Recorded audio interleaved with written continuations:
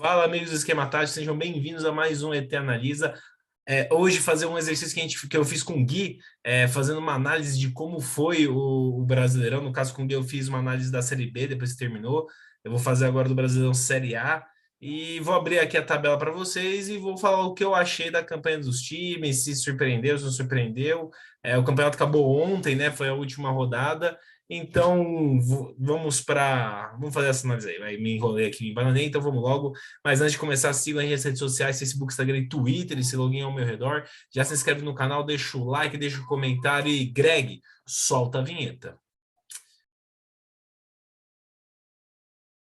Muito bem, gente. Diz como meu cachorro está aqui comigo, hoje eu estou sozinho em casa, então ele está aqui chorando porque ele quer atenção e carinho, mas eu já vou dar tudo isso que ele quer, mas antes eu vou fazer o vídeo aqui com vocês. Bom, vamos falar aqui, vamos começar de cima para baixo, porque é a parte de baixo que deu emoção na última rodada. Bom, primeiro colocar o Atlético Mineiro, campeão incontestável, uma grande campanha, um momento que, inclusive, o Hulk se consolida mais como um grande jogador para os brasileiros, porque ele jogou a vida toda fora do Brasil. O único contato que o brasileiro teve com ele assim de perto foi na Copa do Mundo, que acabou no 7-1, né? Então as pessoas não tinham tanta noção de como o Hulk jogava bem, e esse campeonato foi muito bom para ele. Para ele e para o Diego Costa, que também saiu cedo e há muito tempo não estava aqui, também para consolidar outros nomes, como o Guilherme Arana, enfim, jogadores mais jovens que estão se destacando dentro do Atlético Mineiro. Então, campanha incontestável, grande título do Atlético, um bicampeonato que está de parabéns, segunda melhor campanha da história dos pontos corridos com 20 clubes, atrás apenas do Flamengo de 2019. E em segundo lugar está justamente o Flamengo, vice-campeão brasileiro, um ano amargo para o Flamengo, né? Que começa muito bem ganhando a Supercopa do Brasil e o Campeonato Carioca, depois cai na semifinal da Copa do Brasil para o Atlético Paranaense tomando um 3-0 em casa, no Maracanã, depois começa a ficar distante do Atlético Mineiro e sai da briga pelo título, joga só para manter ali a segunda colocação, por questões de premiação e tudo mais, e jogou a final da Libertadores e perdeu para o Palmeiras. Então, final de ano muito amargo para o flamenguista, apesar de um vice-campeonato brasileiro ser uma boa campanha dentro do torneio, mas a torcida do Flamengo, a expectativa da mídia é que o Flamengo brigasse pelo título, mas, cara, nem tem como botar muita culpa no Flamengo, porque o Atlético Mineiro foi muito fora da curva, como foi a segunda melhor campanha da história dos pontos corridos, então não tem nem como criticar tanto assim o Flamengo. Teve momentos de altos e baixos, mas também teve a questão de troca de técnico, a questão de começar com o Rogério Ceni já muito pressionado, desde quando ele chegou ele estava muito pressionado, depois vem o Renato, que tem uma sequência boa, mas também o time oscila e aí começa a bater bastante nele, também muita pressão em cima dele. Então, talvez a grande crítica seja pela falta de constância do Flamengo ao longo do campeonato, fora todas as brigas que a gente viu, que nem a época das convocações, que o Flamengo ficou bem desfalcado. Terceiro lugar, o Palmeiras que até ameaçou no começo do campeonato brigar ali, assume até a liderança ali por um certo período, parece que é brigar pelo título, mas também tem uma fase muito ruim. Depois de perder a final do Paulista, perde a Supercopa do Brasil para o Flamengo, a Recopa para o Defensa e Justiça, com um jogo ganho. É eliminado precocemente da Copa do Brasil pelo CRB, e o que sobra é Libertadores, porque durante esse período o Palmeiras tem momentos muito ruins no campeonato, sequências muito ruins, e isso acaba fazendo o time também ficar fora do título, mas fica atrás só de Atlético Mineiro. Do Flamengo foi campeão da Libertadores, então isso ameniza aí uma campanha bem irregular também dentro do Campeonato Brasileiro. Já o quarto lugar é a grande surpresa, o Fortaleza, um time de orçamento menor, um time mais modesto, que consegue fazer a melhor colocação de um time nordestino no Campeonato Brasileiro de Pontos Corridos, o quarto lugar. Parabéns ao técnico do Fortaleza, que eu não consigo falar o nome dele. Parabéns que para mim ele é o grande cabeça, inclusive o time faz uma boa campanha ao longo da Copa do Brasil também, mas acaba caindo para o Atlético Mineiro. E, cara, ficando na frente de outros nomes, como o Corinthians, que tem peças muito interessantes, como o Red Bull Bragantino, que chegou na final da Copa Sul-Americana, e entre outros grandes times como o Internacional, São Paulo, Santos, enfim, o próprio Fluminense, que chegou até as quartas de final da Libertadores. Então, parabéns ao Fortaleza, que vai jogar direto, não vai nem passar pela pré, vai direto para a fase de grupos. Grande momento, parabéns ao futebol nordestino, cearense e ao Fortaleza pela grande campanha.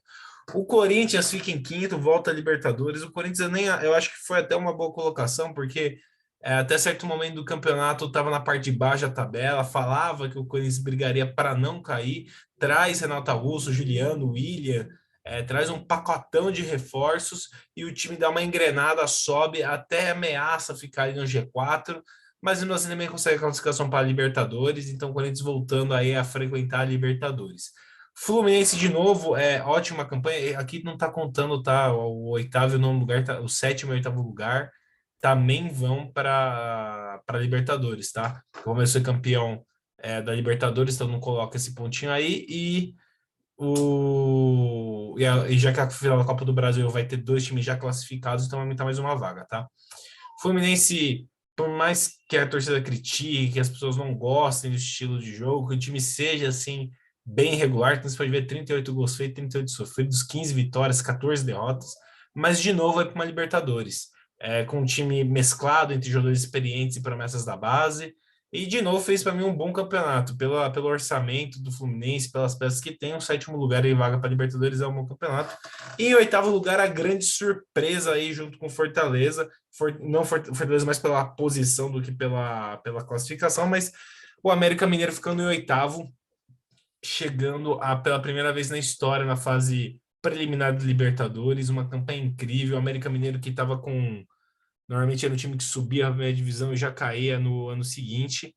E agora chegando aí finalmente a uma Libertadores, um trabalho muito consistente. A gente espera para ver se o América vai conseguir manter esse nível de desempenho. Mas parabéns ao América Mineiro por uma ótima campanha. O Atlético Goianiense também chegou uma hora que até ameaçou brigar contra o rebaixamento, mas engrenou aí no final 4 vitórias seguidas, fica com um lugar na primeira página da tabela e vai para uma Copa Sul-Americana. Parabéns ao Atlético Goianiense. O Santos fica em décimo, o Santos que por acho que até metade, pouco depois da metade do Campeonato Brasileiro, estava ali perto da zona de rebaixamento. Muito se falava do que o Santos poderia cair esse ano, e também quase caiu no Paulista, né? Muito porque focou muito na Libertadores, mas quase caiu no Paulista, foi se salvar na última rodada. Então, 10º lugar para o que estava sendo a temporada do Santos, eu acho que foi bom. Para um time que todo mundo achava que ia brigar para não cair, acabar em 10º, não foi tão ruim, mas comparado à temporada anterior, que o Santos brigou para o final de Libertadores, tinha um time mais competitivo, muitas peças do Santos deixou a desejar, mas lembrando também que a temporada começou com um desmanche no Santos, saindo peças importantes como Pituca, Lucas Veríssimo, enfim. Então, uma campanha, eu acho que até ok para o Santos. Ceará ficou em 11º lugar, perdeu para o Sub-20 do Palmeiras na última rodada e perdeu a chance de talvez brigar ali por uma Libertadores. Então, mas 11º lugar não é um lugar ruim para o Ceará, comparado ao desempenho dos times acima. Se em nenhum momento perigou em brigar contra o rebaixamento, sempre ficou ali no meio da tabela. E eu acho que talvez a campanha, assim, para alguns times que nem o Ceará, que também tem orçamento menor, é procurar criar o costume de ficar ali no meio da tabela para depois começar a buscar subir mais, né? Evitar aí um rebaixamento, por exemplo. O Internacional, uma campanha bem triste, inclusive o final de campeonato medonho do Internacional. Você pega os últimos 5 jogos, 4 derrotas, 1 empate. O Internacional tem peças muito interessantes, mas um futebol que não engrenou, que não funcionou, e assim como o São Paulo. O São Paulo também, campeonato tudo bem xoxo. Nesse final até ameaçou de brigar contra o rebaixamento, mas nos jogos que precisava vencer, venceu, que foi o jogo contra o Juventude na penúltima rodada, e esse outro jogo aqui, que foi o jogo contra o Sport. Então, quando pegou os times que estavam abaixo dele, venceu e aí deu uma respirada, mas apesar do Campeonato Paulista, o São Paulo deixou muito a desejar. É eliminado pelo Palmeiras na Libertadores, que não é nenhum demérito, porque é um clássico, mas cai, eu acho que por Fortaleza na Copa do Brasil, e não consegue engrenar uma sequência de bom futebol no Brasileirão. Então a torcida do São Paulo bem irritada, e vamos ver como vai ser o São Paulo no que vem. O Atlético Paranaense ficou em 14º, muito por conta que abriu mão do Brasileirão para disputar a Copa do Brasil e Sul-Americana, campeão da Sul-Americana, Copa do Brasil vai disputar a final. Então, assim, perigou, chegou até uma hora a ficar ameaçado de ser rebaixado, mas na penúltima rodada conseguiu garantir a sua permanência. Cuiabá, que estava ali na zona de rebaixamento e nas 2 últimas rodadas arrancou grandes resultados, venceu o Fortaleza por 1-0 e empatou com o Santos nessa última rodada, também mantendo sua permanência. Primeiro ano que o time joga a primeira divisão e consegue ficar. Tem uma estatística que normalmente os times que sobem pela primeira vez já caem no ano seguinte. Então, o Cuiabá querendo gerenciar a sua permanência, assim como o Juventude, que foi vencer o Corinthians em casa no final do jogo e também garantiu sua permanência. O Juventude, que depois de muito tempo voltou à primeira divisão e conseguiu ficar na primeira divisão. Parabéns para o Juventude, que consegue se manter e tem um estádio muito charmoso que é o Alfredo Jaconi, né? Então, acho muito legal a permanência do Juventude campeão da Copa do Brasil de 99. Bom, continuando, agora vamos falar da zona de rebaixamento, o Grêmio que, cara, assim, tem até um vídeo aqui mais antigo nosso aqui, quando o Grêmio perde o Palmeiras, que eu falo que provavelmente o Grêmio vai ser rebaixado e tudo mais. E o Grêmio me surpreendeu nessa reta final. Na reta final, você pode ver aí, nos últimos 5 jogos, 2 vitórias, 2 empates, e um empate ainda com gosto de. Um com gosto de derrota e um gosto de vitória, né? O com o Corinthians foi o gosto de derrota, que tomou gol no final, e o contra o Flamengo, após estar perdendo 2-0 foi o gosto de vitória, que deu ainda mais volume, né? Então, assim, para um time que estava ali em 19º, 18º, quase conseguiu escapar na última rodada. Se o Corinthians vence o Juventude, o Grêmio conseguiria se salvar, mas é isso, o time não encaixou, acho que essa é a explicação. Tudo que tinha para dar errado no Grêmio deu, porque é um time que tem salários em dias, você vê os nomes dos jogadores também, que são bons nomes, e eu acho que a grande cagada do ano foi essa do Renato Gaúcho. O time ganha o Gaúcho, cai na pré-Libertadores e aí desmancha. O término do casamento Grêmio-Renato Gaúcho foi um para os dois, porque o Renato Gaúcho acabou desempregado, não consegue ganhar nada e nem Grenal no Flamengo, e o Grêmio acaba rebaixado. Então, acho que o Renato Gaúcho precisava muito do Grêmio e o Grêmio precisava muito do Renato Gaúcho. Então, acho que foi um casamento, um término que os dois saíram perdendo. E o Grêmio é rebaixado pela terceira vez na sua história, no 91, 2004 e agora 2021. E vai fazer companhia agora para o Cruzeiro e para o Vasco. Então, assim, o Grêmio decepcionando. O Bahia, eu acho que o Bahia perdeu para ele mesmo. O Bahia não tá, assim, tem uma queda muito grande nas últimas rodadas. E nas últimas 3 rodadas, ó, vence aqui o Fluminense por 2-0, mas esses 2 jogos, cara, abre 2-0 contra o Atlético Mineiro em casa e toma uma virada em 7 minutos e depois tá vencendo o Fortaleza na última rodada que estava salvando o Bahia e toma virada.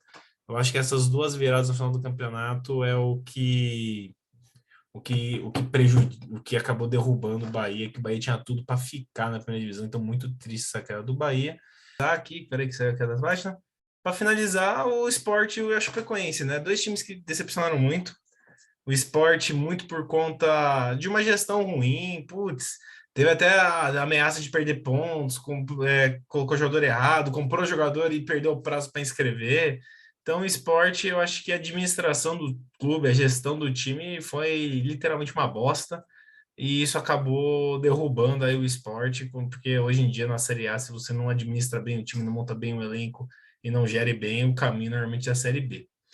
E para finalizar, triste o fim da Chapecoense, né? A Chapecoense consegue fazer a pior campanha da história dos pontos corridos. Parabéns, Chapecoense. Cara, a campanha da história do pontos corridos, inclusive é a primeira do time a jogar o pontos corridos e não vencer nenhum jogo em casa. Tem uma vitória, mas essa vitória foi um 2-1 de virada sobre o Bragantino em Bragança. Então é isso, gente. Esse foi o resumo do Brasileirão. Se vocês gostarem, deixa o like, comentário, comentei qual foi a surpresa de vocês no campeonato, quem decepcionou. E até a próxima. Falou!